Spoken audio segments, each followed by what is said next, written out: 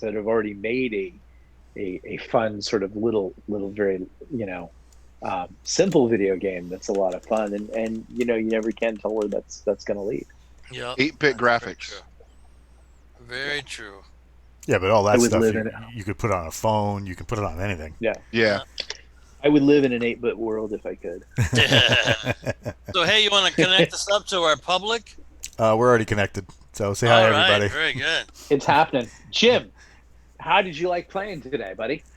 It was all right. It used a set of muscles I haven't used in a while. Right on. Yeah. What But, what were your thoughts? What were your feelings? What was going on? Well, he was clearly a kamikaze dwarf. Or whatever. Okay. Jim, you sound really different. Now, here's the deal. Okay, I was looking at our time. I was looking at 4:30, and good old Walt there was trying to talk us slowly up the stairs, and I didn't want any of that. I wanted to be there before 5 o'clock because I know what happens at 5 o'clock. So that's why I rushed it just a little bit. Turned into a pumpkin. Don't blame Well, me for foolishness. It turned out okay. Now, the question I had to Walt was it supposed to end in combat, or were we supposed to listen to the offer? You tell me. I mean, I had it done both ways. You guys could have okay. walked out of there as agents of Apophis with like a torch in one hand and a hammer in the other to just bring that mindset to the world, or you could have ended in the fight. But that doesn't mean that at some point Jim doesn't bring him back, because the whole point of that god is chaos. It's a god of chaos. It's that wasn't Set then. I thought that was Set. No, Set. Set is the antithesis of Osiris and ends up killing Osiris, but Set isn't always depicted as evil. The great evil of the Egyptian pantheon is the correct pronunciation is Apep. It's sometimes pronounced Apep, or it can be said Apophis. And it's like a snake god, but the thing is, the entire background of the Egyptian pantheon is that Ra drives his chariot through the sky every day, chasing away the chaos of the night, or the chaos of Apep or Apophis. And in some of those legends, Set helps him drive. Yep. So Set isn't always depicted as evil, but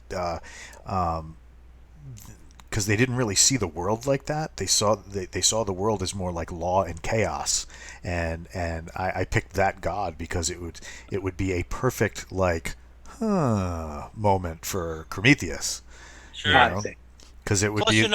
There's 6,000 years of Egyptian religious history. Oh yeah. So everything changed from beginning to end. Oh, I mean, yeah. Ra grew old and died and had to be replaced. Yep. So it's fascinating stuff. I do know that an SG team can kill Apophis. Just throwing that out there. They could try to kill Apophis. He came back 3 different times, True. Did you But write? They still won in the end. Did you write anything for Stargate, Jim? I wrote 2 scripts, and one they loved and they dithered about it, and they didn't want to give me the proper money, and so I said, okay, screw you guys. Right on. But yeah, in Hyperborea in Conan, Set is evil. Oh yeah. Yeah, he was. It always comes back to Conan for you, doesn't it, Nick? Conan, if I could get a gig writing Conan novels. Yeah, it was okay. It was good. I wrote a Conan novel. Oh, you Did you really? did? Yeah, I did. Which one did you write? I did one with TSR. It was a pick-a-path adventure. Oh, okay. All right. Yeah. Conan the hero, and it was in his midlife, and I wasn't allowed to do any sex, which was kind of irritating. I tried to explain to them you can't do Conan without really nice-looking babes, but they were not listening to me. So when did that novel come out? That came out in I want to say 83 or 84. So you should have the rights back. You could always strip the serial numbers off and republish it. No, you can't, because the Howard Foundation owns that Yeah. property. so I can't do a thing with it. So Nick, Yeah, it was probably. I was going to say you have a sort of Conan novel in that Red Rabbit anthology. Oh yeah, that was Yeah. amazing. I love Yeah. that. That was good. Oh, He thank promised you. me Yeah. more. Yeah, I intend to do more, and I was going to make that come full circle, but what I wanted to do was riff on that, was basically have a sort of gamma world future where this sort of let's call it a Reaper cyborg escapes the tech overlords in the central U.S. and his alphanumeric identifier looks like Conan. Oh, And okay, cool. yeah, and the big thing is what would happen. And I was going to go and riff on the 11 classic tales that R.E. Howard wrote. The Thing in the Tower, the one where a bunch of them, and but sort of modern and like I was going to have with the Frost Giant's daughter. The cyborg Conan is wounded after a battle, and he gets a beacon that says we can repair you, and it appears to him as the Frost Giant's daughter, and it's supposed to lead him to the Emir station, which will repair him. And so that's because that story is kind of all about rape and stuff like that, and you can't do that now. But I wanted to play with that. But the big fun twist that I wanted to do was at halfway through the novel was take R.E. Howard is down drinking in Mexico over the border in Nogales, and he goes through a thinny and ends up in Mexico that is really Stygia, and he's a slave, and he meets this cyborg there, Conan, and Conan rescues him out of what he would think is Stygia, and basically explains the Hyperborean world to him, and he goes back and basically creates Conan from that. Oh, Conan wow, that's an idea. Yeah. I pitched that to Bane, and they were like, "We don't want to get involved with Conan." I'm like, "Okay." No, that's I guess I could write it myself. Yeah, exactly. You could do that with August Derleth and Lovecraft too. Oh yeah, you could do. I think there's going to be a whole renaissance of that kind of stuff. And it was interesting when I was having this meeting today.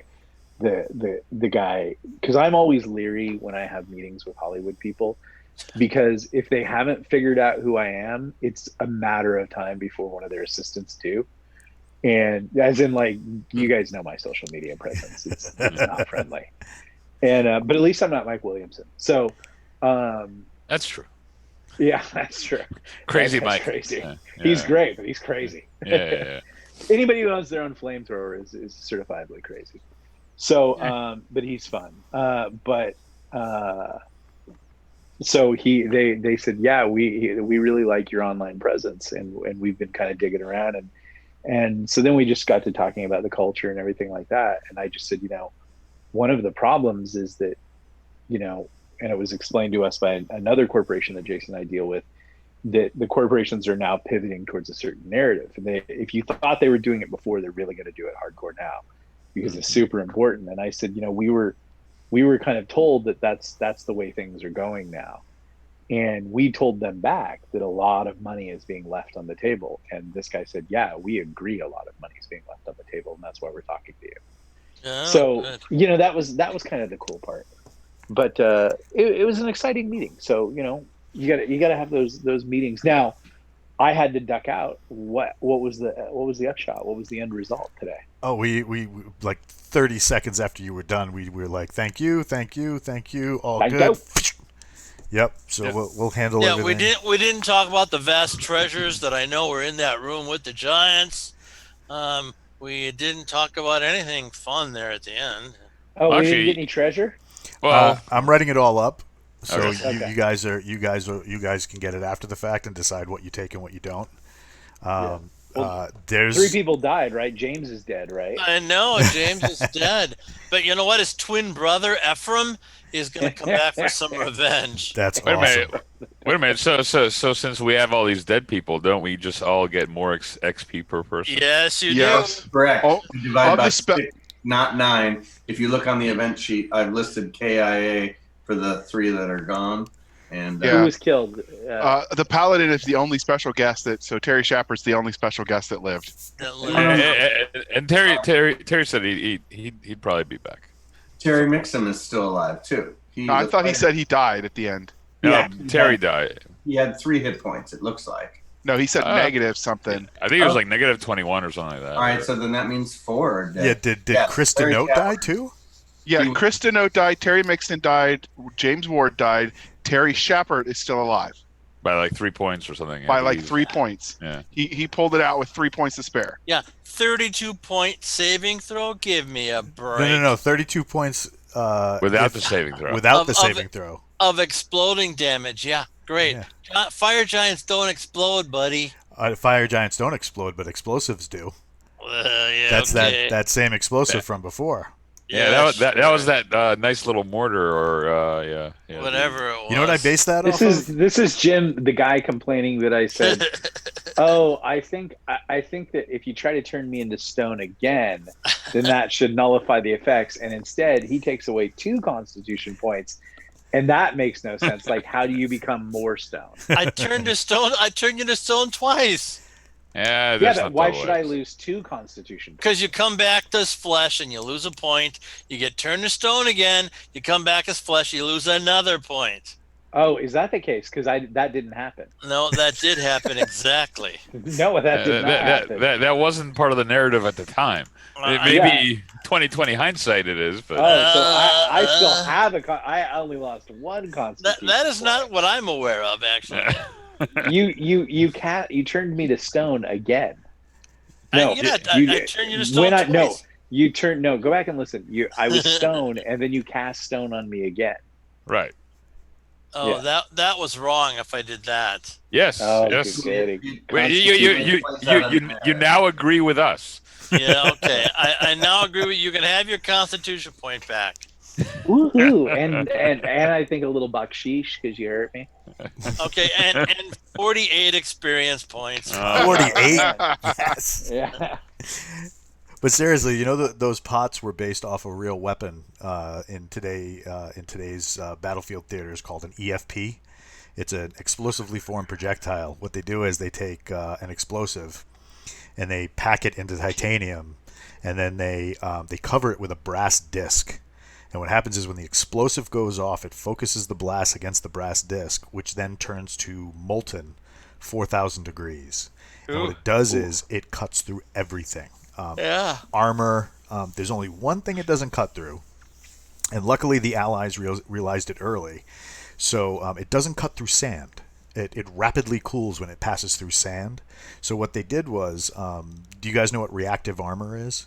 Sure, yes. Of course. So what they did was, instead of having the reactive armor proof against anti-tank weapons, they filled the spaces of reactive armor with packs of glass, which rapidly cool the what do you call it? The EFP as it passes through. So it doesn't blow all the way into the tank. But I mean, those guys, those poor guys. One of the guys that we knew when we went to Iraq, he was from a different unit, and he lost. He was a driver, but his tank commander, his gunner, both died in the explosion, and the EFP cut the vehicle in half and took his right leg with it. Ooh. Yeah, it was not. Those things are nasty, and I'm like, I bet you I could make a D&D weapon out of I could this. make one of that. Yeah, Michael, forget that, buddy. That's not happening. I'm thinking more binary explosives myself. Yeah, you can think whatever you want, but you got to go spell jamming if you want explosives in my world.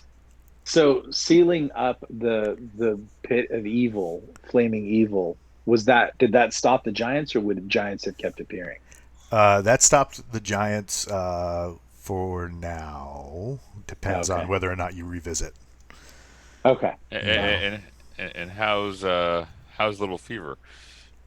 It's great. Fever's probably recovered. Okay. Yeah. Actually, Fever feels kind of sick, as a matter of fact. Oh God. No. James, you will not be DMing until next week. you just relax, buddy. Just warning you. Fever's fully recovered and happy. So do we want to do that? Yeah. Do we want to do the AA style where we can eviscerate Walt's performance? Hit me. So how do you think you did, Walt? How do I think Take it I away. did? I did. I was kind of disappointed in the fact that I think I planned for. I was overestimating my ability to get you guys through the combats quicker, just because of the amount of players that we had. So there were 4 scenes planned out for the adventure. There's the scene at the gate, the battle on the hilltop outside the gate. There was supposed to be a chase through the forest to the fort, and then you guys storm the fort and encounter the giants. But I'm like, there's no way they're going to burn through those encounters with the amount of people we have at the table. So I was like, well, we can cut this, and this out by going through the rock, just like they came in. There we go. So we should never have guests again. They get in the way of all our fun.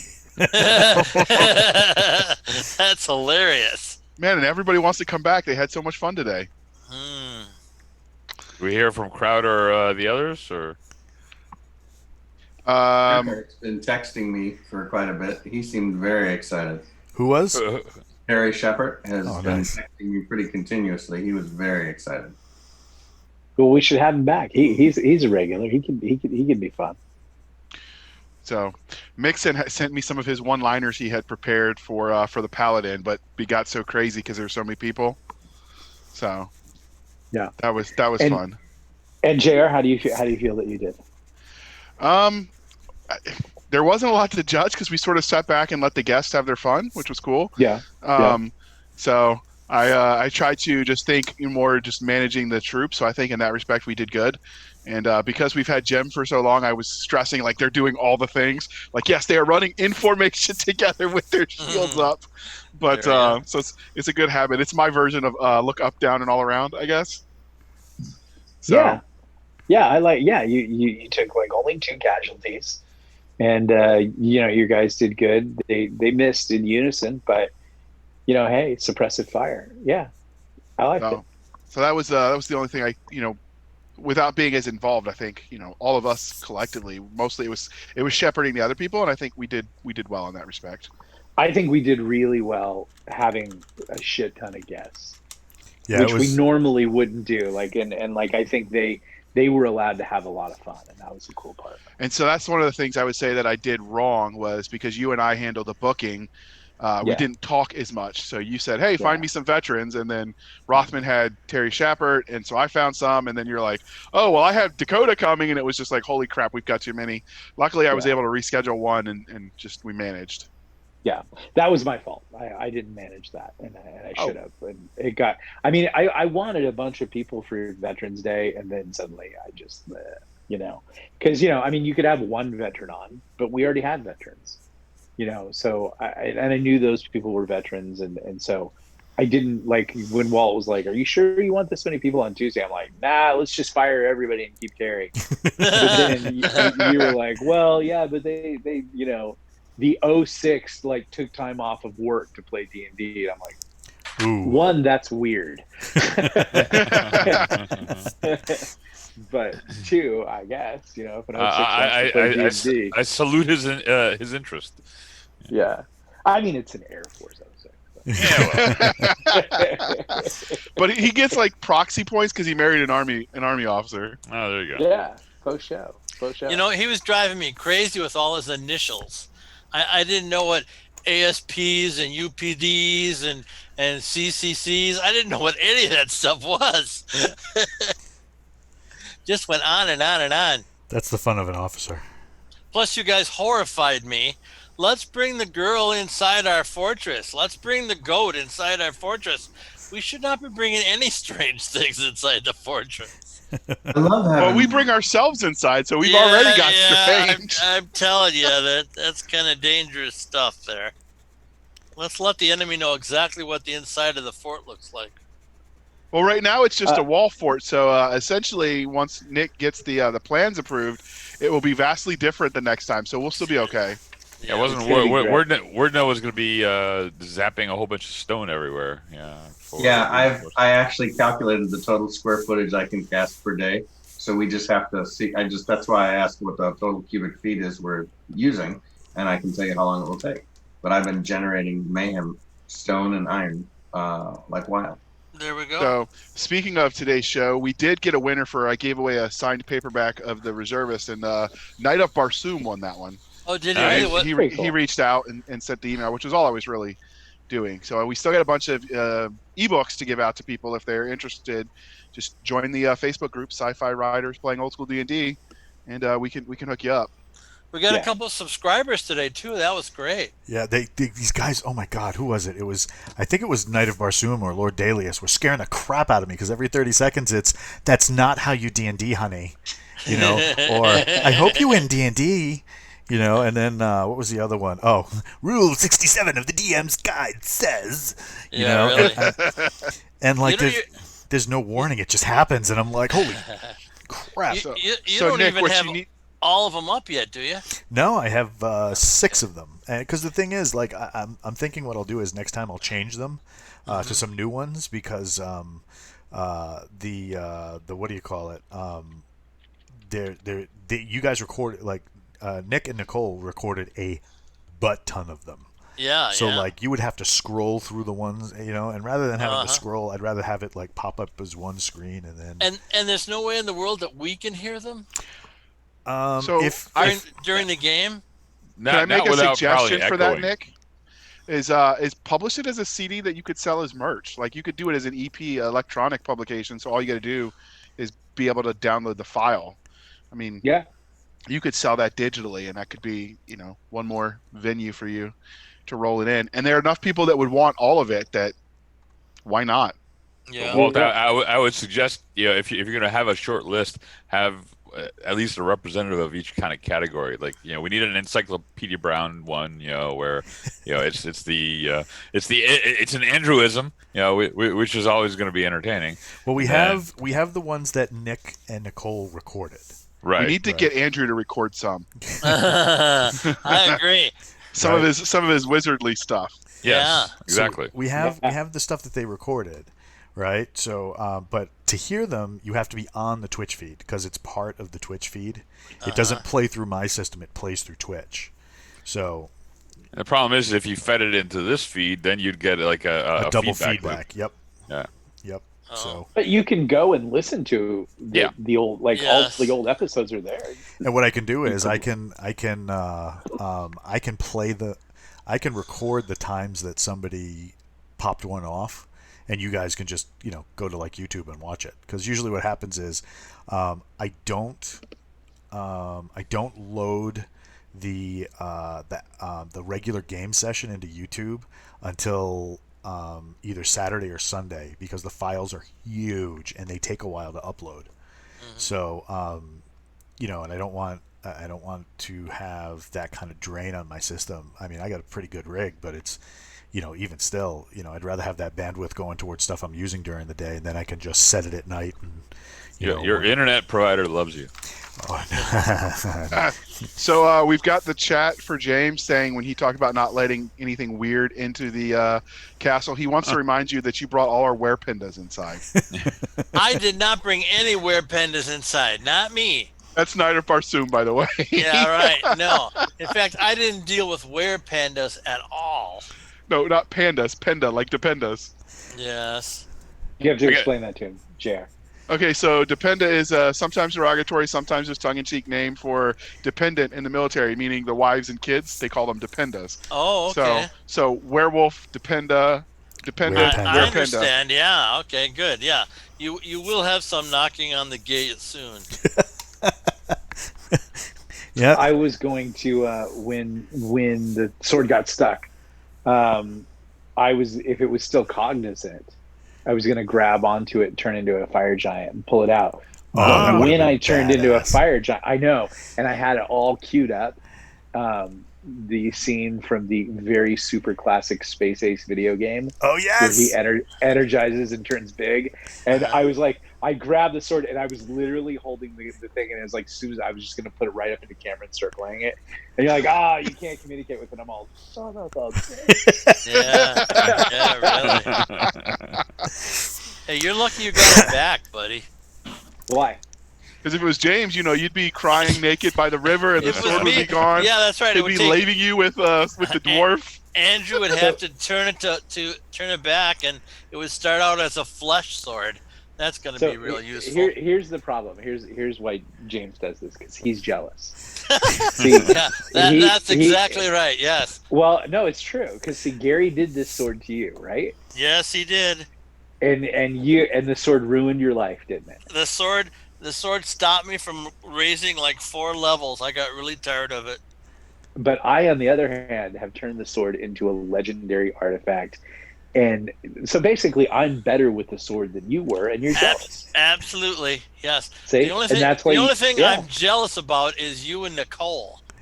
Yeah. So we have Captain Kilgosha is suggesting that every time we lose a follower, we should have to pay death benefits to their family. Oh, I love that idea. That's great. Tell them thank you for that idea. I'm writing One it down. bronze piece. They're worth 1 bronze piece. I think we can do more than that. Rothman, what was your after action review today? I mean, surprisingly, today my dice were with me mostly, except for that one. But I was actually surprised. So I really don't have anything derogatory or critical of what I did, though I totally forgot about my whole gorilla thing. So I'm not sure if I could have used that in some crazy way. But so what you're saying is you can't see any faults with yourself. Everything was going the way it was planned to. So I'm fairly pleased with the way today turned out. Which is I might suggest you look a little harder. Yeah. Listen to them. I'm just joking. How did you now? Like, Terry Schappert was a great guest. That was awesome. How do you guys know each other?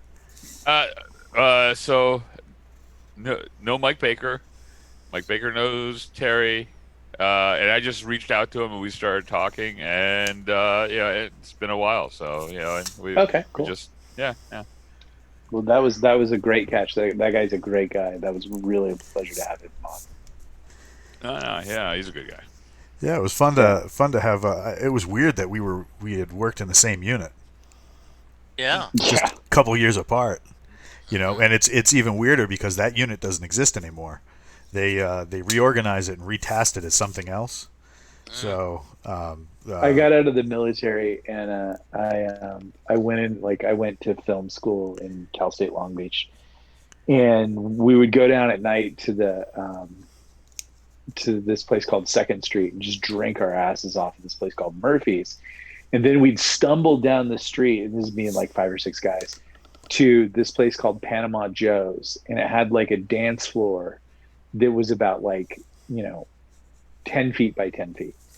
And we would go to that because all these chicks would show up, and then everybody would be squeezed in right to this 10-foot floor. And we would just be floored. We'd drink like dollar Long Island iced teas. Dear God. And one day one night, I'm just going in, just wrecked. And I only have my military ID, and I hand it to the bouncer. And this giant guy. And he goes, "What unit are you in?" And I go, "Oh, 3rd of the 47th Infantry up in Fort Lewis." He goes, "I was in 3rd of the 47th Infantry." And from then on, we were buddies forever. Oh, nice. Very nice. So you were stationed in Fort Lewis? Yeah, I was. When it was Fort Lewis. All right. Cool. Yeah, hey, I lived in Olympia. It's Andrew's turn. I'm a stone's throw. Thanks, Jim. Thanks for raining on my veteran story. Yeah, that's okay. Yeah, great. Yeah. Thanks. Thank you for my service. That could be your next book. Thank me for my service. No, it's already copyrighted. I think Black Rifle Guy got it already. Yeah. Andrew? I enjoyed interacting and trying to connect to as many of the characters as I could by either giving them a favorable spell or giving them an idea so that they knew that they were getting support from us, but not doing anything to blow out of the water. So I thought that was pretty fun. I realized sometimes I was being too quiet because there were times when Walt's narrative made sense for us to interact, and so I sometimes talked probably before the guests had a chance to think anything up. So I didn't want to. My goal was to try and not steal any thunder and keep my mouth shut as much as possible. Right on. Yeah, guests ruin everything. We should And never destroy have a million gnolls. I'll tell you that Well- window pane spell of yours is amazing. Well, they want to know what you're drawing in the chat. James Dwarf. Oh, all right. Hey, cool. Is he dead? Nice. I can was make him gonna say- dead after I draw him. Is he smoking? Be sure and put gems in his beard. Right on. Jim, did you want to tell us what you did wrong? I mean, there's so much to talk about, but if you could I narrow it down to 10. know. No, You can narrow it down to 5 or 10 things. I just tried to be active, and I thought I was pretty active. I shouldn't have gone on top of the rampart. I should have waded in and meleeed those guys because I do a ton more damage. But he shot and 30 arrows at me. Oh my God! How does a gnoll do that? There were lots of gnolls.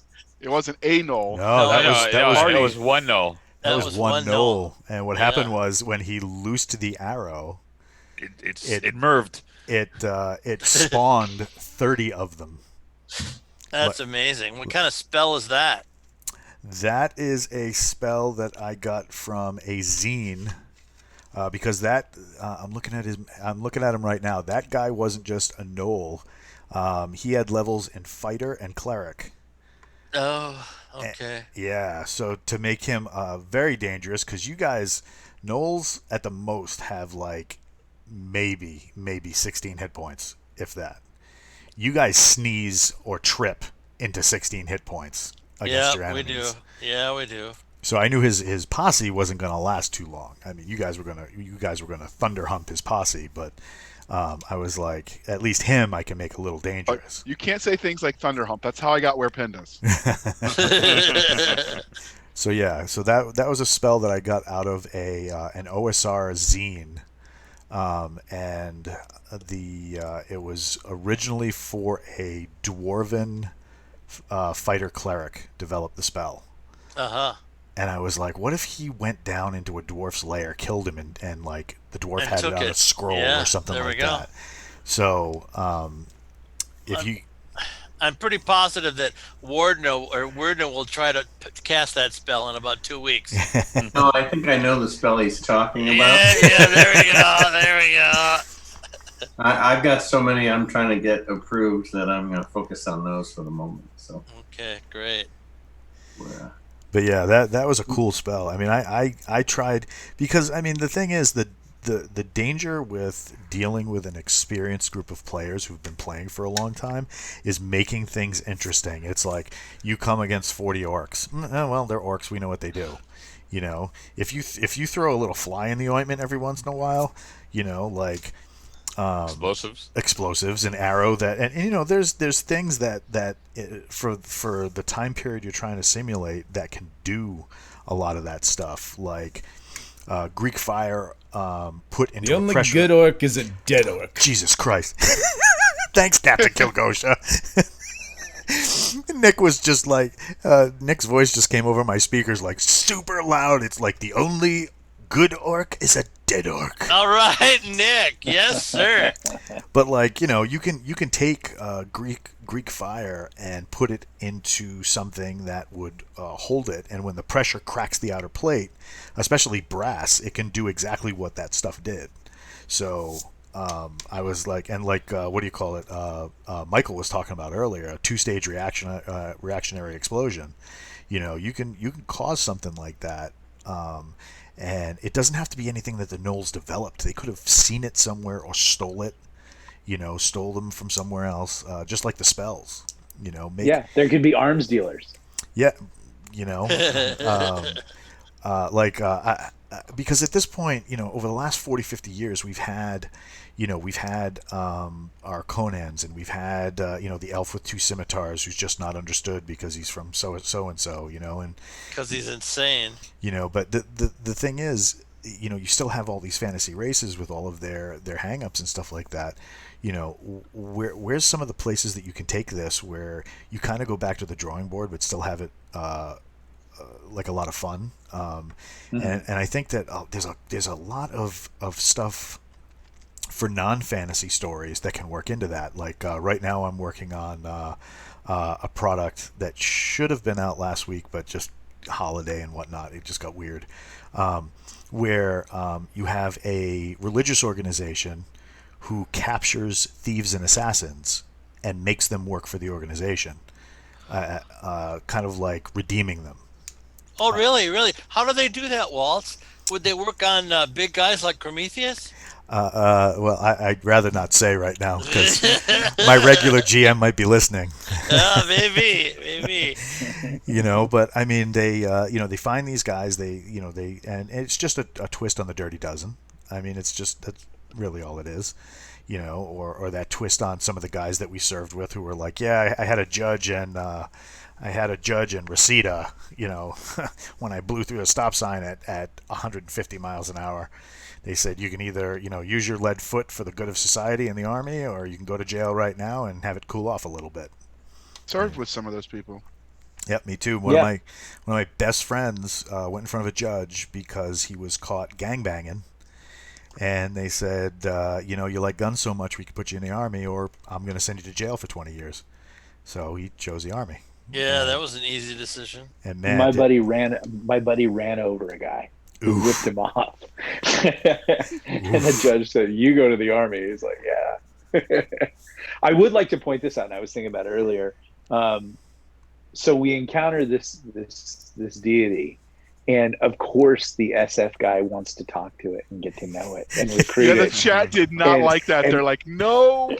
Yeah, and all the regular, enlisted, the army guy, the crew chief, just all of us, we just decided to pull a drive-by, and just start shooting.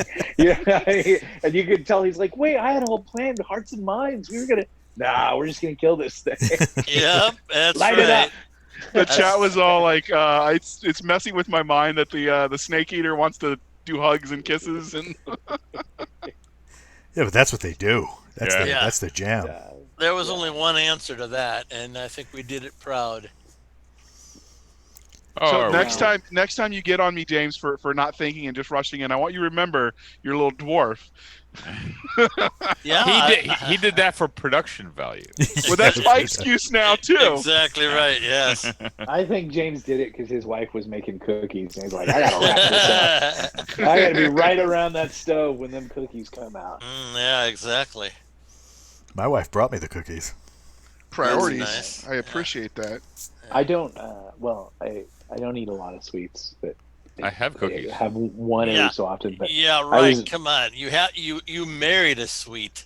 I did marry a sweet, but I was in Costco the other day, and they had like a giant box of sugar cookie mix. And I was all, whoa, this is my jam. So I don't know what I'm going to do with 500 sugar cookies. But 500? Yeah, it was like, it was like one of those, it was like a Betty Crocker holiday box, and it's like, sugar cookies. And when you open it up, there's like 5 packs in there to make probably like, a couple dozen each. Oh my God. See, I just want to make a Christmas tree, and put cream cheese frosting on it and eat it. I just want one, but now I gotta eat 500. I like those giant tins of those Danish butter cookies, and you open it up, and all you can smell is butter.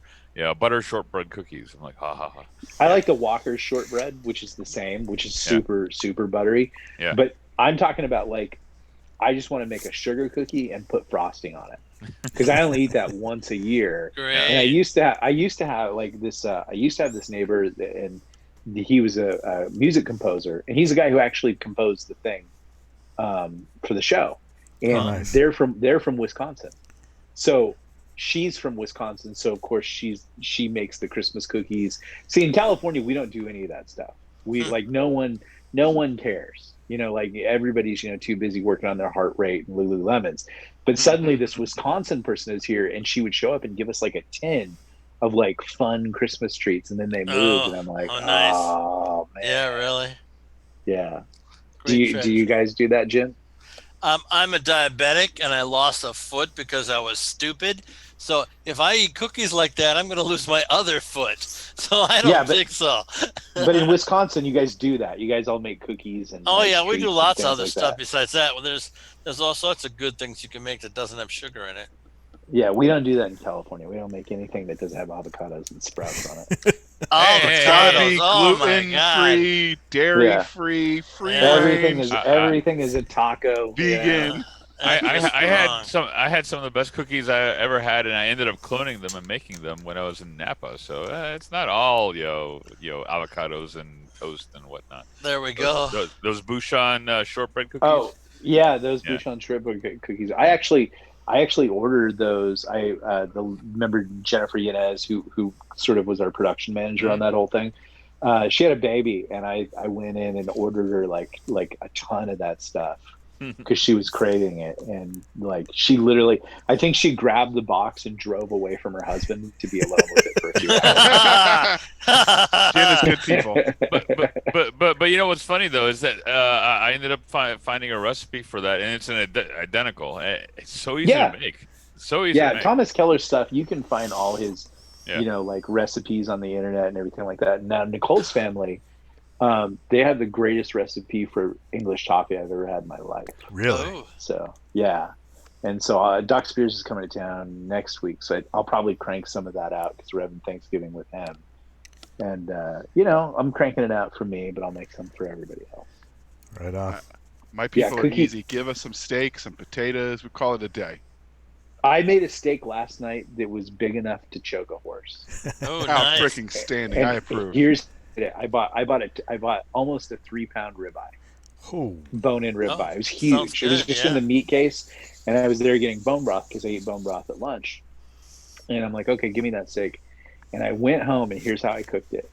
I just grilled it on one side for 2 minutes, and I grilled it on the other side for 2 minutes. 3 pounds, so it's gigantic. Fits like it takes up an entire cast iron skillet. And then I stuck it in the oven at 225 for 30 minutes.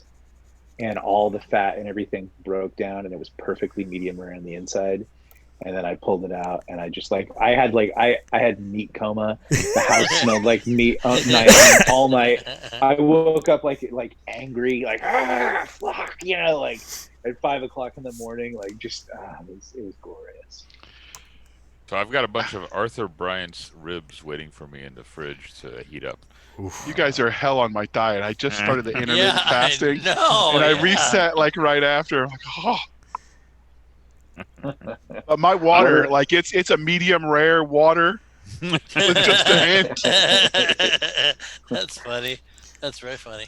Do you have So now, what will we do next week? What do we go back in the well, or how does Jim want to ruin our lives? I've got a new scenario for you guys. So, but if you keep making scenarios, we never get to explore anything. I'm not stopping you from going anywhere you want ever. So where are we going?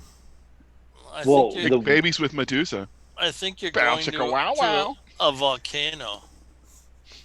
So when do we get the XP? Because I'm on the borderline of that whole level 8 thing, and I need to go find. You gotta find the guy. Yeah, I know. Andrew said he'd help you with that. Yeah. So I mean, I can give you the quick numbers right now. The fight on the hill with the Knolls, that's 768. Just their commander was 975. Hang on 1 second. So the 15 dead are 768. Yep. Commander was 75. 975. Did you include the spell? You said double spellcaster, so that's normally a modifier at ×2. Yep. You have that? Okay. Yep. The six mountain goat things. Oh, I didn't do the mountain goats. I'll have to look those up. I can give those to you later. Okay. And the ones we kept, we could get like a side business, like selling their wool. Correct. We have 2 that are captured. One of those is damaged, and one of them is undamaged. And so, yeah, we normally get a capture bonus. All I know is keep it away from JR. and or Levi. maybe if you want more. Next is the 3 fire giants. Those came out to 11,280. What about the Avatar I smoked? 11,280 for all 3. Yep. Yeah, because I thought they were $2,000 a piece. they're. Hold on, I have it right here. What are you laughing about, JR? While he's laughing, so Knight of Barsoom said medium rare water with a dash of sadness, JR. And then when I said the werependa for Medusa, he's like, no, JR, no Medusa Penda. The giant cobra. Hold on, We didn't really kill him. Yeah, you didn't kill the cobra. He kind of went away. Yeah. I thought that he was actually so since he was a granted power to the creature. Normally, those roll up an experience since it was destroyed in preserving a character.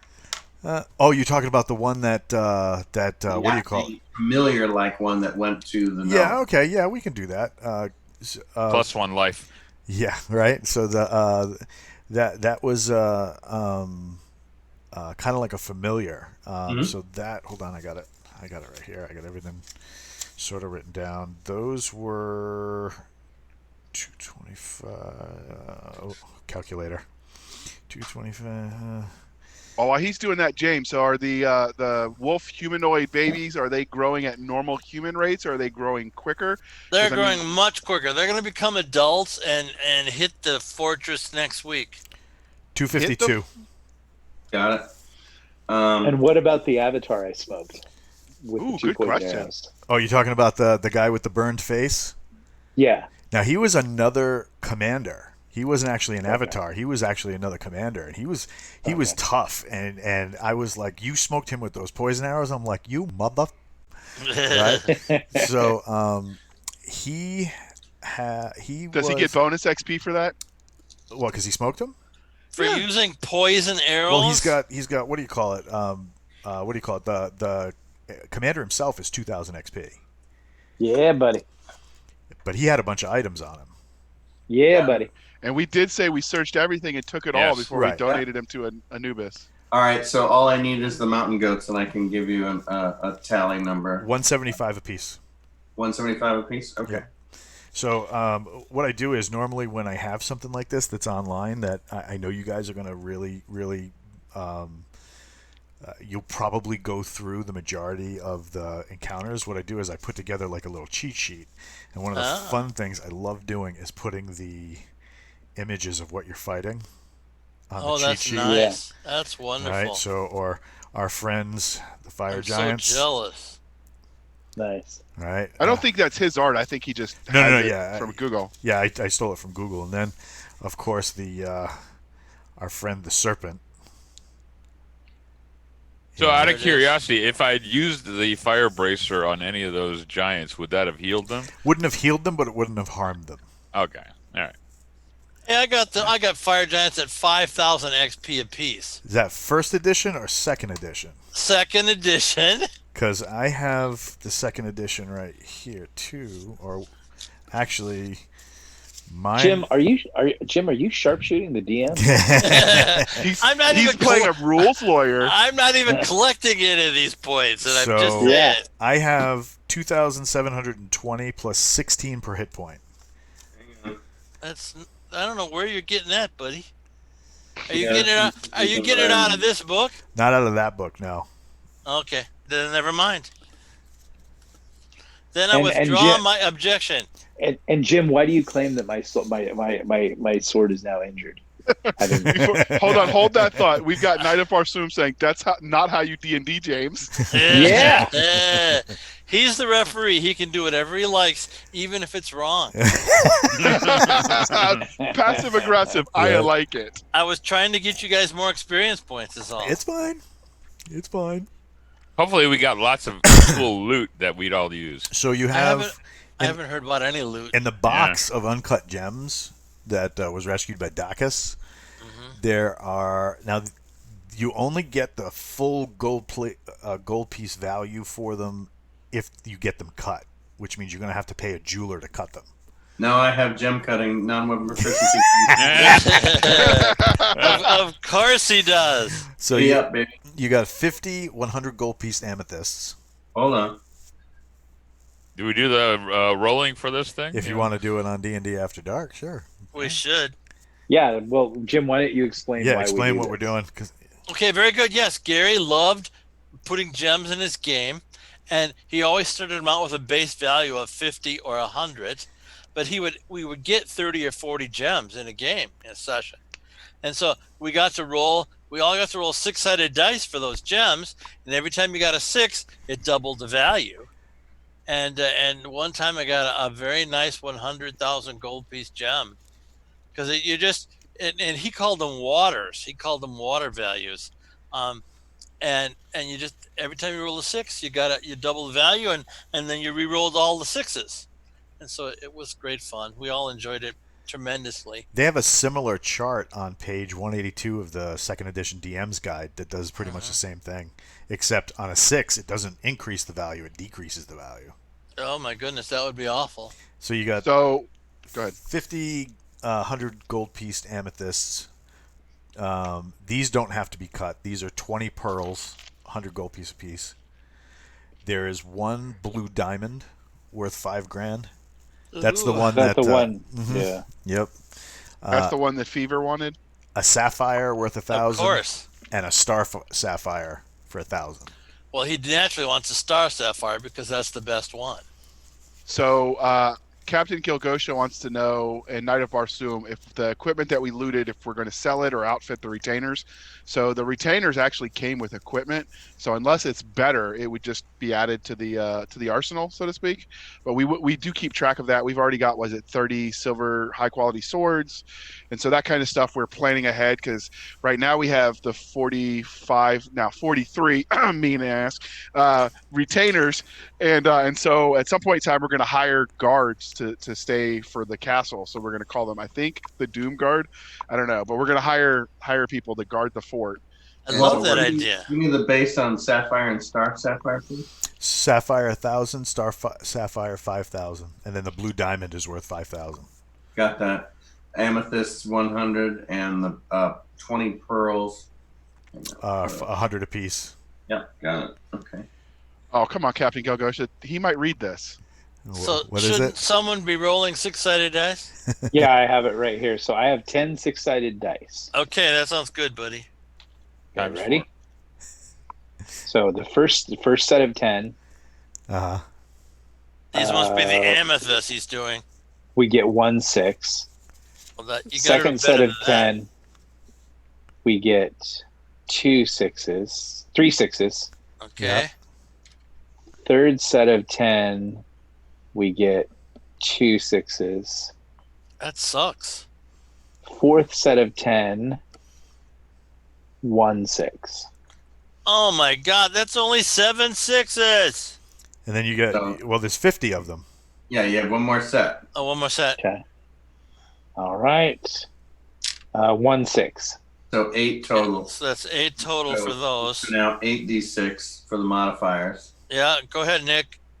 Okay. Let's I gotta do trash better 2 this dice. time. Let's do better. No pressure. 1 6. Oh. Okay, so 8 at 1,000 and 1 at 5,000. Yes. He can roll that one again. Yep. Can roll that one again. Here we go. No 6. All right. So, James, the Knight of Barsoom and Captain Kilgosha, both of them together, piggybacking, suggesting that the death penalty be paid by whoever hired them, lest the players throw their lives away for the retainers, for the penalty to the widows. I don't think that's going to work that way. I'm pretty sure. But Okay, Nick's character spends tons of money on dead guys, so he's lauded in the town. See, I would argue that they don't need death penalties because they die serving Anubis. So it's for the greater glory of their god. I don't think that's the way it works. So we have more to roll. So we have what's next? Pearls? Oh no, pearls are fixed. Never mind. Hang on. Okay. Blue diamond. Okay. This is a big So- deal. You want to roll that one, James? No, I want you to roll them all. How many blue diamonds? One. Just one. Okay, I'm gonna get rid of all these dice. Hold on. I'll roll it. Yeah, go ahead and roll it. All right, got 1 6. There's only one blue more. diamond. One more, a 6, and then a 2. You rolled twice. You rolled a 6 two A times. 6, a 6, and a 2. Wow. So 5,000 to 10,000 to To 20,000. 20,000. Yeah. Well done, Jr. Well, that's key. Sapphires 1,000. Go Yes. ahead, Jr. Go ahead, Jr. You're doing Are we- great. Are we rolling that too? Yep. Yeah. I got a 6 and a 1. Oh my. So that goes to 5,000. Hey, and Andrew, how come we're not rolling for the pearls? We rolled for pearls in the old days. Oh, really? I never remember that. So Yeah. yeah, might as well. How many Star pearls? Sapphire. All right, Star Sapphire. I got a 5. Sorry. No. Somebody else want to take over? My streak seems to have ended. No, you should keep going. You're What was doing a the good Star job. Sapphire at 500. Star No, he said 5,000. 5,000. 5,000. Okay. All right. So yeah. So do 20 for the pearls, please. Nick's got all the 4, dice. Why don't you roll those 6. puppies? Okay. How we have 20 pearls? You say? Yep. I'll do that. Okay, hold on. 1, 2, 3. I only have 10 D6. I've got infinite D6. I'm doing the Google roller. No. Nick is rolling these for us. Come on, buddy. Do the good job. Okay. Let's see. We got 1, 2, 3, 4, 5 6s. There's my man. There's my man. Wait, let me count it up. Yeah, 5 6s. Okay. And we'll do it again. Shoot. Second set. Yep. No 6s. Okay, All right, so that's okay. 5. So Roll now you're those. doing the 5. Come on, get one. Yeah. Fever I really know. wants a big pearl. Oh wait, there was 1 6 in that set. Sorry. Oh, okay. So I got 6 6s to re-roll. So 1, 2, 3. Okay.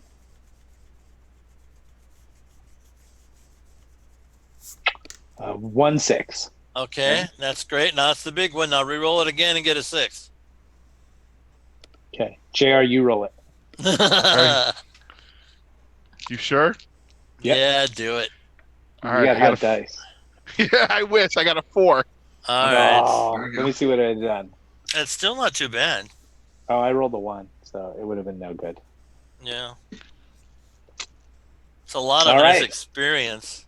Yep. There you go. The money So right speaking of dice, do you guys have any like dice traditions? I've seen some people that like have damn near pagan rituals over their dice before they play. Hmm. I shouldn't trust my Google dice. Oh, Google I is will spying on roll. you. Yeah. I will roll a few to start the day, and I'll wait until I start rolling 15 and above. Because what I've noticed is like I'll get like if I start rolling, I'll get like 3, 6, 1, and then I kind of wait until it rolls up into a higher number for no reason whatsoever. But it just does. I have this very nice, let me see if I can do it here. This very nice custom die roller, and I roll everything through that. Nice. Where'd you get it from? Somebody made one for me who was a real fan of Metamorphosis Alpha. So it's a one of a kind, really fun thing that I've had for like 30 years. Nice. So what's Nice. so what's our gold piece total up to on gems then? Hang on, I'm doing that now. The monsters was 16,675. Well, here I'll show you. I'll just share. Hang on. And so, Jim, why do you think my sword is unhappy? You know, I can't tell you, buddy, but it is. It's going to, on next Friday, it's going to appear as the human female, and it's going to be throwing up and having a high fever, and you're going to need to do something. We're gonna have little daggers. Yep. Or Nick, you sly dog, you. needles or something. But what in this session caused that? You know, Walt's DMing caused that. Walt's DMing caused that. Yeah. Dear Lord. He turned your sword to stone, which No, did a that's not what happened. horrible thing to it. He got it. He- It's got stuck in the floor. I thought it got turned to stone too. No, it didn't Nope. get turned to No, stone. it did not get turned No? to stone. It just got See, caught. then no wonder it got sick, because it got caught and it couldn't breathe. The sword breathes. Yeah, of course. Naturally, what would make you think otherwise? Everybody knows that. It talks. Why wouldn't it breathe? I thought it was like an intercom or something. It's No. more than that. It's more than 4,600. Andrew. 4,600. It's 40,600. Right. It's more than that. are you 30, getting at? 41. 20, 30, 41. Oh, you're When right. math nerds unite. Yeah. I was like, no, that's not right. Let their powers combine. See, I shouldn't have done it on a calculator. I should have just done it in my head. All I know is I really Yeah. wanted to energize a space ace. 12, 21, 41, 51. You wanted to energize what, Nick? As a space ace, that's what he does when he energizes. Turning into Oh, a yeah. giant. Yeah. Yeah, that was gonna be awesome. You know, I own that arcade. You want it? I do actually. If the film deal goes through, I am building a tilt inside my garage, and I mean like a real full on. I'm gonna have a carpenter come in. I'm gonna make it just like the tilt that I went to as a kid. It's gonna be dark inside. It's gonna have lasers. It's gonna have a smoke machine. It's gonna have 80s music. Hell, if I can even find like how to put in slices of pizza, I'll do that too. Uh-huh. Well, I repair old antique arcade games. I have a ton, so let me know what Oh, you're looking sweet. for. Because Sweet. I still have quite an interesting collection, and I used to get warehouses full of them, and then cherry pick and keep the ones I want. And it costs Nice. you more in shipping than anything else. Oh, shipping them's a disaster. Yeah, You have to exactly. find someone who's going cross country and send it on its way. But it's just too expensive to mail them anywhere. Have And you ever nobody- sat down and watched the full playthrough of Space Ace? It's a lot of fun. Oh no, it's short. You can. Yeah. So they rendered that. You can now actually play it on your phone. Oh wow. The Booth brothers integrated that and Dragon Slayer, both versions, onto play apps. So you can literally run the whole play directly. It's a riot. And the woman, the guy who used to draw all the characters, still puts a bunch of those out there. And so he does custom versions of the character sets. All I know is that when that game first came out, Dragon's Lair, my mom and I went into a pizza parlor because she was picking up a pizza, and I got to put a quarter on the machine. There were like all these older people around. It was very groovy. It was like early '80s, and this dude starts hitting on my mom right there. Wow. Oh. That make you defensive, or did you think it was a good thing? No, I just wanted to play video games. I knew my mom okay. was hot. My mom was a stewardess. Oh. Did you like screw with people and be like, "Are you my new dad?" and watch them run out of the room? I could see him doing that. I can too. You'll understand Prometheus more if you read the book. Well, what's funny is when Dragon Slayer did come out, I remember it being like revolutionary because at the time, like the best graphics was like Galaga and stuff, which really was just kind of 8-bit, kind of clunky graphics, but awesome game. But this is the first thing that was like a movie. It was amazing. Yeah, it was amazing. Well, it was tough. The first version was a pivot laser disc, so it was very hard to maintain. The disc player overheated constantly and had a ton of skips. So you were paying a premium for a game that was very unstable. And so then the second generation that was released rolled out a slightly more stable one. And then after it ended its run, most people swapped the player just because the amount of dust and grit that gets into it. Raster monitors are brutal to maintain. Molto buono. Yeah. That game was a total quarter whore. Yeah, it ate so many of my quarters. I don't. The game that ate quarters like no tomorrow and is a fun game is Gauntlet, the original. Oh, Gauntlet. God. Yeah, I agree. So when I was Stuff because it's a descending, you're losing health while you navigate through stuff. So there's no way to. So skill doesn't get you going. Just eating food and luck to get your hands on stuff that will pop your number a little bit. So you have to know where the gates are to be able to move quick enough to not die, which is The very. that Valkyrie game- is about to die. Is that game infinite, or is there an end to it? There's an end. There is an end. You kill the dragon on the 100th level. I don't even remember anymore. Wow. I mean, you can keep going, dungeon crawl, but it just respawns stuff. Oh, I did not know that. Green elf needs if you food have badly. An Xbox, you can. Yeah. Warrior needs food badly. Yep. Good So stuff. for us, it was all the Street Fighter games when I'd go to the arcade as a kid. Flipper McCoy's, I still remember. Flipper McCoy's was the That was place. the name. Yeah, that was the name of the arcade. Arcade. Yeah, we had one after I got out of the military that we'd all go drink in and play video games. It was called Fezziwigs, and we would just get plowed and shoot stuff and play games. That place was a source of trouble. So when I got out of the army, they were, like Xboxes were a thing. So we just got wasted in our own home and did it responsibly, of course. well said, do we Jack. have a standard survival bonus, normally 1,000. Do we get the standard survival, or do you have a different number? Standard. Roger that. Okay, number is up. Here we go. Here's the all up, all in. Dear Nice. Lord. Lucky. You lucky people.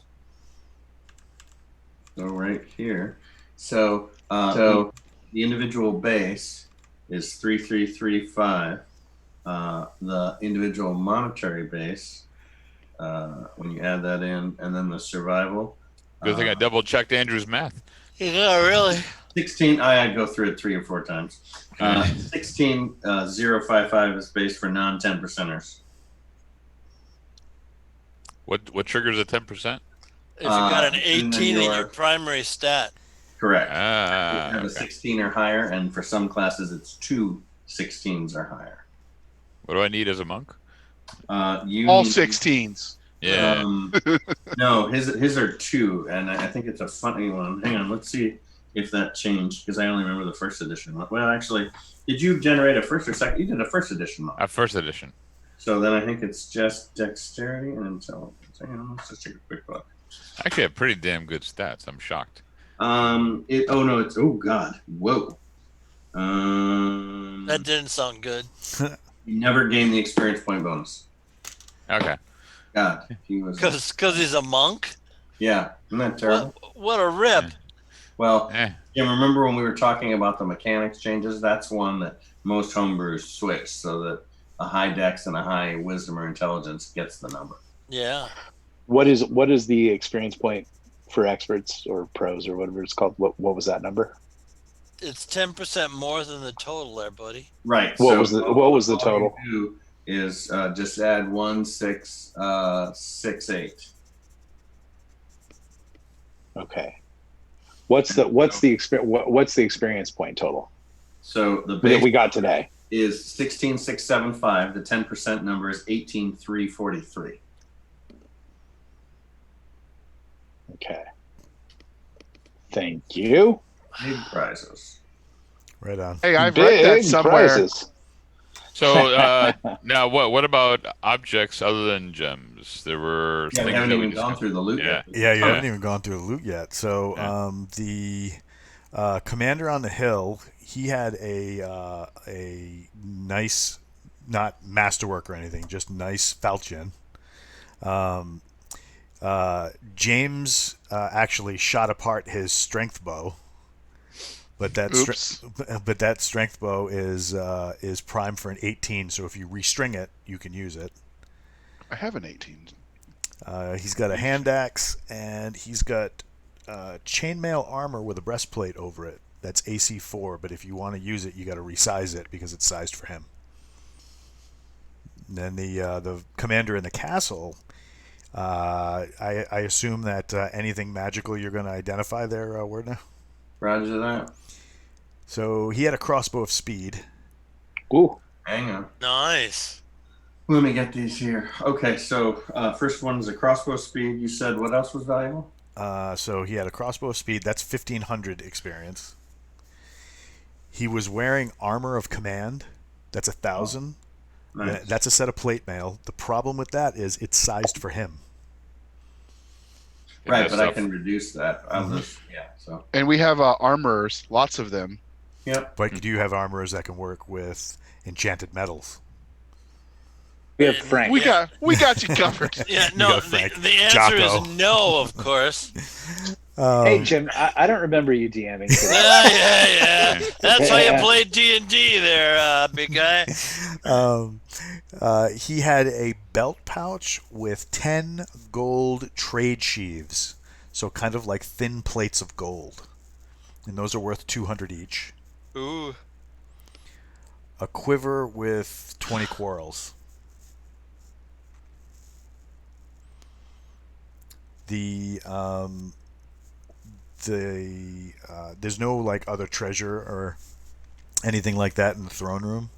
But if you wanted to go back to Akaram, Fort Akaram, and look around, the giants and the local tribesmen have put the word out that it's haunted, but they didn't indicate that it really is. So if you wanted to search the place for treasure, that's totally something different.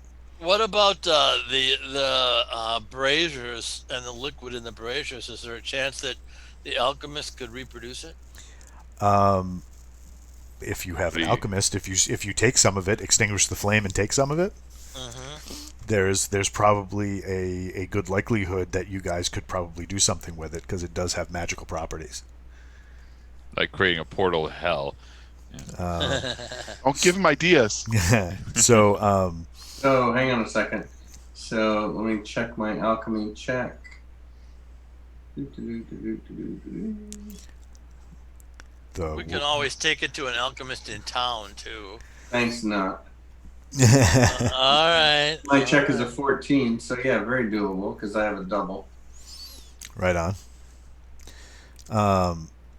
So the Seao Kum, who is the fire giant, the stone giant, he gives each of you a fire opal. Oh, how nice! Which is 5,000 gold piece per piece. Until we roll. Yeah, and then he also gives you a flask of water from Akaram's well. And your friend, the resurrected, not resurrected, but the rescued Lenora, tells you that it cures diseases, cures poison. This is water. It's called water from Akaram's well. Yep, it's a well that they have access to. It's not really a well; it's like a spring that the stone giants use. But it has magical properties, but they don't know why. So it'll cure disease, cure poison. Heroes at full strength that drink this gain 1 point to their prime ability score. Permanently? Permanently. Wow. And if you have been diminished through magical or cursed means, it'll restore 1 to 6 points of lost ability scores. All right, Prometheus is all over that. I was thinking the same thing. But here's the thing: if you go back to those giants later, drinking the water for you does nothing. You can only use it once in your character's career. Once you drink it, your body can never reap the benefits from that ever again. We need to take over that fountain. That needs to be ours permanently. Can you spell Akaram? Akharam. Does it heal points in if you've lost like dexterity and constitution? Yep. Any ability scores. It heals up to 6 points. It'll 1 to 6 points of lost ability scores. Per Nice. or just one at a time? No. So that's it. 1 to 6. So like one and done. So the number is random, and you'll drink it and see which ones it affects. But since we have 3 of you living still that have lost physical ability points, that's not. No, what I'm asking is so Nick lost 2 abilities. Could it do both of them, repair him on the 1 to 6, or just one of them? Yeah. No. Nice. Yeah. So it's an all up, all in. So. Yeah, great. Suck up, referee, there for sure. But once again, it's you can only use it once. What's So- the Yeah. from drinking? I use it. Of What- course you do. What's that? Walt, what's the EXP for drinking from the magic well? It's hold on sheet. Why don't you just give him 1,000,000 XP there, Walt? Go No, ahead. no I million support XP. And now my Cavalier is level 100. Yeah. The order of life is normally 1,000, so it's probably very similar to Atheist. 800. 800. Great. Cool. Okay. So what does it do if you haven't Jeez. lost ability points? It will You gain permanently. 1 to your prime. Yeah, 1 to your prime. Okay. Yeah, you should put that on the shelf and wait till you lose points. Because I get this feeling that the next couple adventures, you guys are gonna lose points like crazy. And just when we said we're gonna leave it safely in the fort, and then he's like, alternate dimension. Yeah, really. Mm-hmm. So, Does he? I'm asking him if he's going to. How many fire opals did he give? 5 for the living or 9 for the party? it's 5 for the living. Roger that. Okay. The charcoal briquette gets nothing. I give Fever my fire opal. Ooh. So does Fire Yeah, Opal she- have any abilities? And now she's not sick, Jen. I'm sorry, it doesn't work that way, my good friend. I don't think you're DMing tonight, are you? No, that's right. That's why she doesn't get well, my good friend.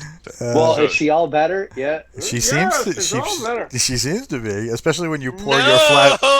Especially when you pour your flask of water.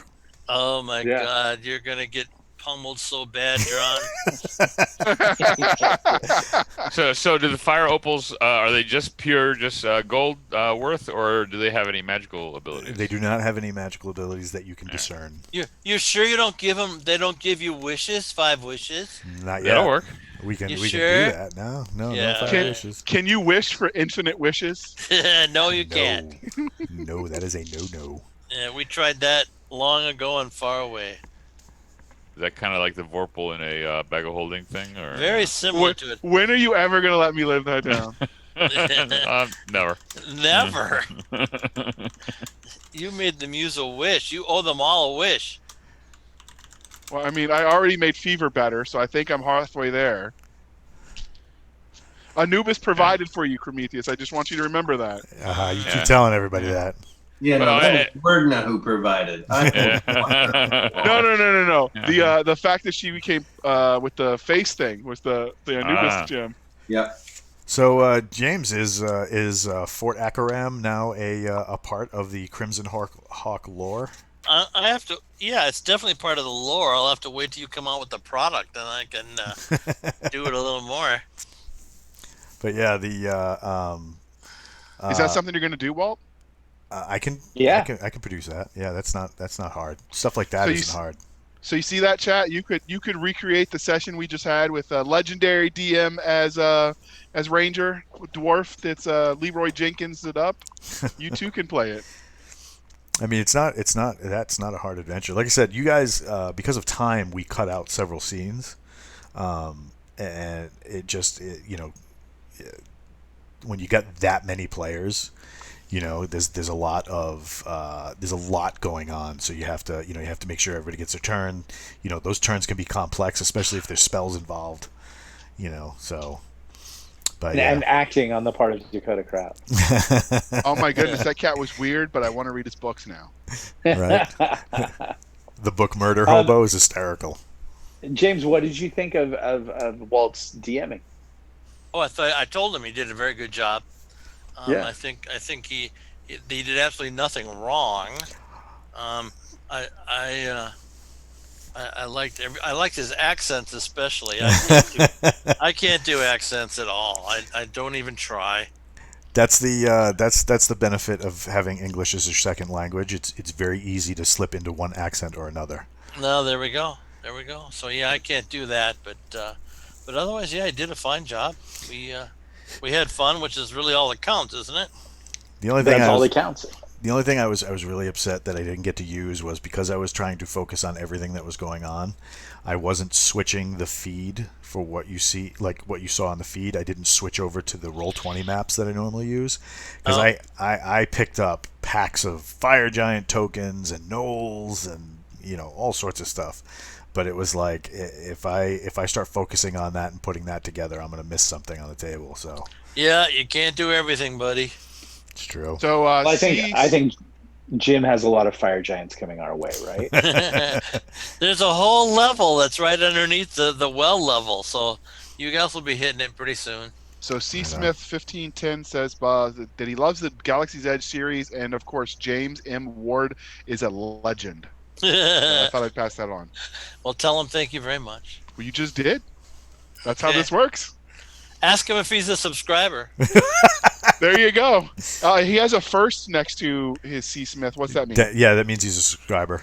That means he was one of the first 10 who subscribed. Oh, nice. Freaking standing. Yeah. Yeah. So if you see that in front of their name, he's a subscriber, and then that part's cool. Yeah. So, we actually did really well today. There were at one point 30 people watching, and then let's see where to go. Inbox. We want to. The video is cut. Jared, if you can, I think you're in a couple of lit RPG groups. Are you, or is somebody?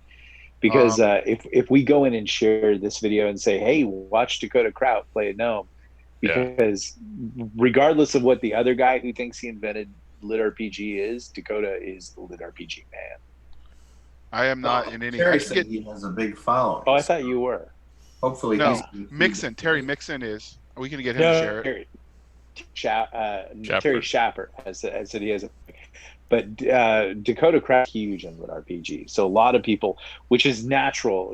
Table is natural for them, so yeah.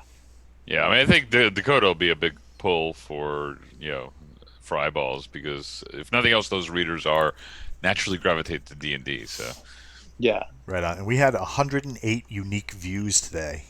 Which is huge. That means people coming in and out and checking out the feed and stuff like that. So even if they checked it out for a minute.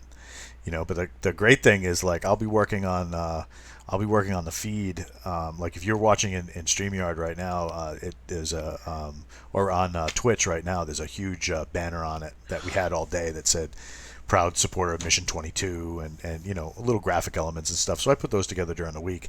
And if somebody subscribes or follows during the week while I have that up, it scares the living crap out of me, because there's this little zombie that's like, rawr, and I'm like, son of a bitch. So I do have a logistics question.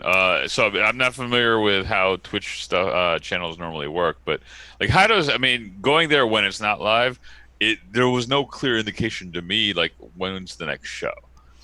You can put that up. That's what I was wondering, because a lot of times we'll put a link up and all they're seeing is essentially the video archive. And if they were wondering, well, I wonder when the next show is. I didn't see a place where I would know that. Usually that's down the bottom, and I'm still putting those together. I put 3 new banners on the bottom of the page today, and I got 3 more to do after this is done. I'll put those up there tonight, and one of them can include a schedule.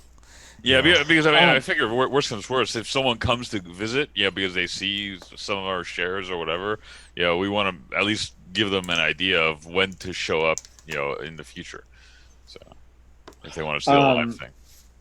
Are there like keywords when you put up the videos or anything like that, or there's no titles? There's no keywords, but what it does is you can associate the channel with a particular property. Like ours is associated with Dungeons and Dragons. Cool. So anybody looking for Dungeons and Dragons will see it. Okay. That's cool. Yeah, we're pretty regular, so we come up in the feed a lot.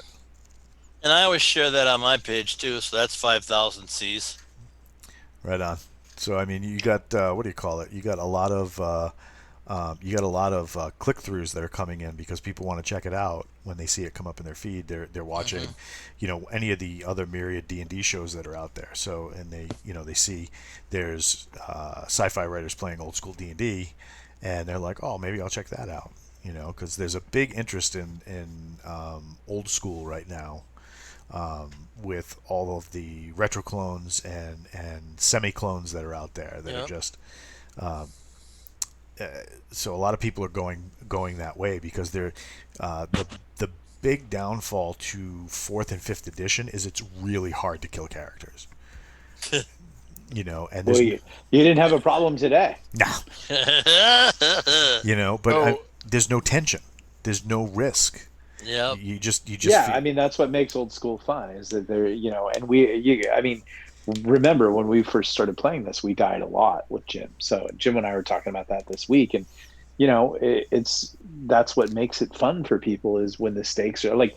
I was trying to tell Jim, like, if you really think about what Dungeons and Dragons really is it's just a game show. yeah. It's just a Japanese game show. Go in there and try to survive and get as much stuff as you can. And I think the problem with fourth and fifth edition, fourth has a lot of problems apparently, but I think fifth edition became way too much emphasis on story and you being the hero and everything like that. Well, then how does you immediately detract from the game show element? Yeah. If this guy's got to stay alive, then you can't have a game show. But people love game shows because why? Like I was telling Jim, why people go to the circus? Because they want to see the trapeze guy fall, and people should be honest about that. They're horrible, but that's what they want to see. Right on. And JR's been putting on some really nice different things to watch on the. No one cares, Jim. No, I care. No one cares. I share them all the time. He did a great one today on knights fighting. It was pretty cool. Hell yeah. So To answer Levi, the other thing, this came from C. Smith 1510, is if you follow, you make sure you have the alerts on. They'll get notified that way too if they follow you on Twitch. Yeah, be alert. The world needs more alerts. What were you going to say, Nick? I was going to say to follow up.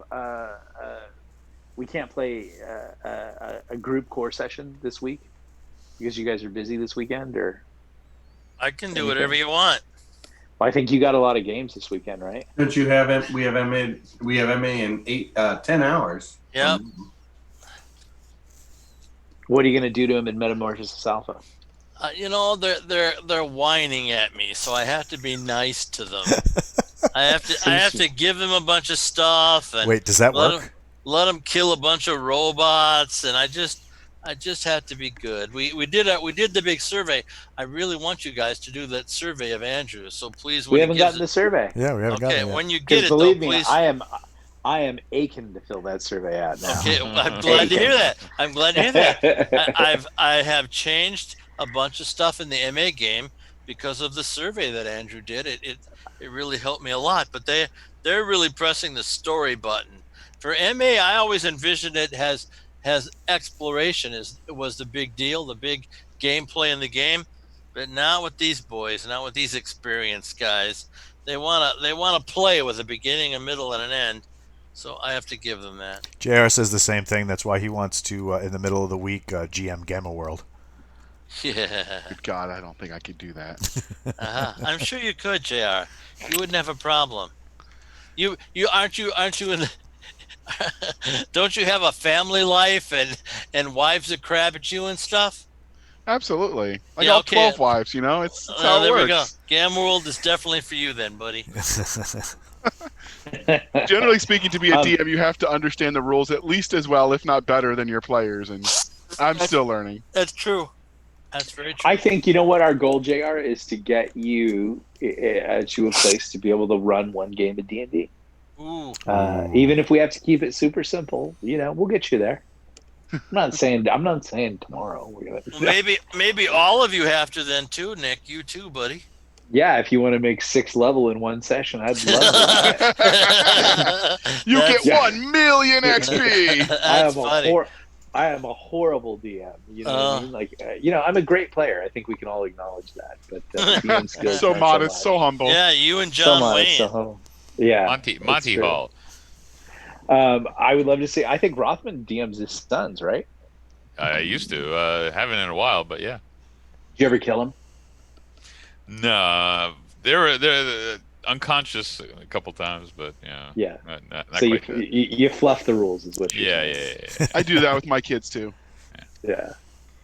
I'd like to meet the dad. I would love to do like a sketch, like if suddenly this show took off and we could actually kind of make some mini sketches and things like that. Mm-hmm. I've always wanted, Jason and I were talking about having a U.S. Army Ranger who just gets out and he's playing D&D with the proverbial kind of Jack Black guy.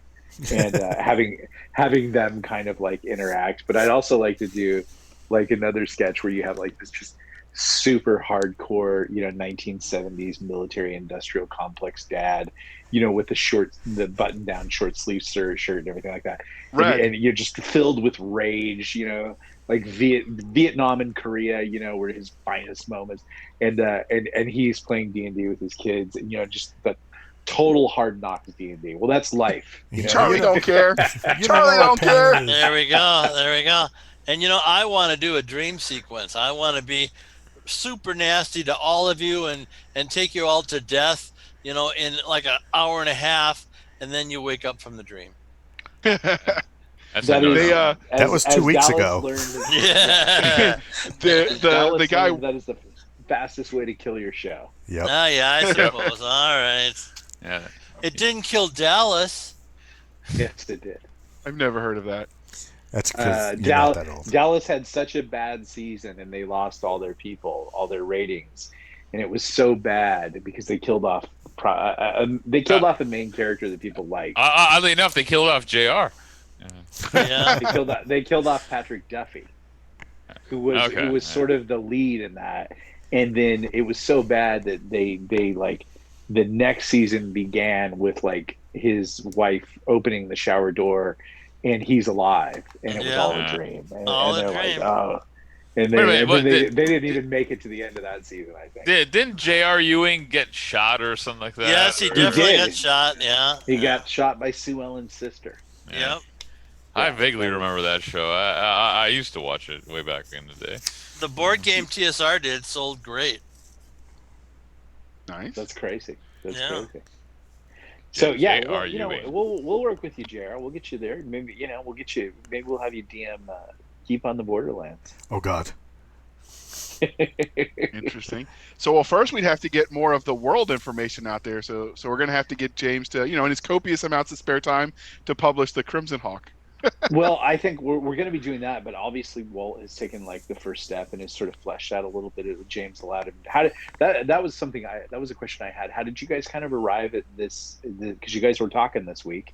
How did you guys kind of arrive at that Walt could do this? In your world. He just did it. I offered Yeah. to do anything he wanted, but no, Jim, I got it handled, buddy. And so he just set that up and did it. My deal was kind of like one of my friends, Chuck Rice. He was a very prolific game designer during the D20 boom that spawned after 3rd edition. And one of the things he noticed is some of the best-selling products were products that you could plug into Greyhawk or Forgotten Realms or whatever. And I said, the best thing to do is not mess with somebody else's sandbox. So if he's already got his toys set up the way he likes them, and we get to play with them when we're in his toy box, all you're doing is taking your toys from his toy box sandbox where you guys were playing and just moving them over to the sandbox that I had, and it's just a plug and play. Fort Akaram can be anywhere. It's a portal adventure. Well, not really a portal adventure, but more so that you could put this anywhere. Like the book I have up on the shelf right now is City of Solstice, and the whole premise behind it is like the Untouchables in a fantasy world. But it can go anywhere. You could have that in Greyhawk. You could have that in Forgotten Realms. You could have it anywhere. And they sponsored one of our earlier episodes. They did, yep. And all the people on the panel should have a digital copy at least. And if you don't, hit me up. I'll get you one, because Chuck was really nice to kind of hand us a bunch of codes so that we could get them. But it's a gorgeous book, and it can fit in anywhere. And I said, Akaram is just a set of castle ruins, and that can go anywhere. You just need a reason to put it somewhere other than the main city. So why is it further up north? To protect the main city from raiders descending from the north into the south, blah, blah, blah. Too easy. So yeah, that's perfect. Yeah, it was, fun. Definitely fun. And I like it that the supplement for Crimson Hawk made it out before the actual Crimson Hawk made it out. Stop it. Well, Jim, you keep like, oh, now I got a special event. You're going to go talk to Snorkel, the goblin. And your sword doesn't work. Your dick too. I just want you to have Gary presented us with lots of stuff all the time. Yeah, but we're not getting to explore the dungeon. Like, and okay, Nick, I don't stop you from doing that. You can ignore whatever you get thrown and just go down in the dungeon. No one is. And then you're like, here's a beholder. He's gonna wail on you. Did I tell you he's an elder beholder from the sixth dimension? He's the original beholder, and he's right there on first level with the orcs. Okay, first of all, he's on a low level, and he belongs there with all the other stuff I got on that level. He belongs on the first level. The elder beholder belongs. He's not on the first level. Yeah, he is. No, he's not. On one level, and he's right there. He's basically across the hallway from a bunch of level 1 orc, one hit dice orc types. Yeah. Okay, first of all, that's in a different level, and design a dungeon. A crazy person. They're down on the second level. Well, I was gonna say that. All right, the one hit dice wonders are a lower level than the beholder. So yeah, it seems a little odd. So okay, if I go to keep on the Borderlands, you get on 4 levels and you meet a Minotaur and a Medusa. Yeah. You know what I mean?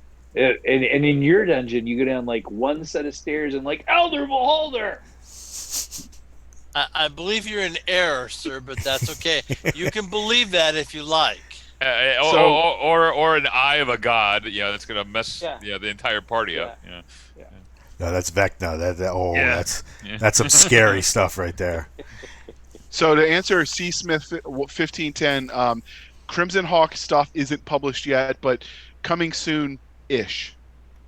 And the ish could be ish. Whatever. Ish. Yeah. Just say holiday. It'll be out before the holiday.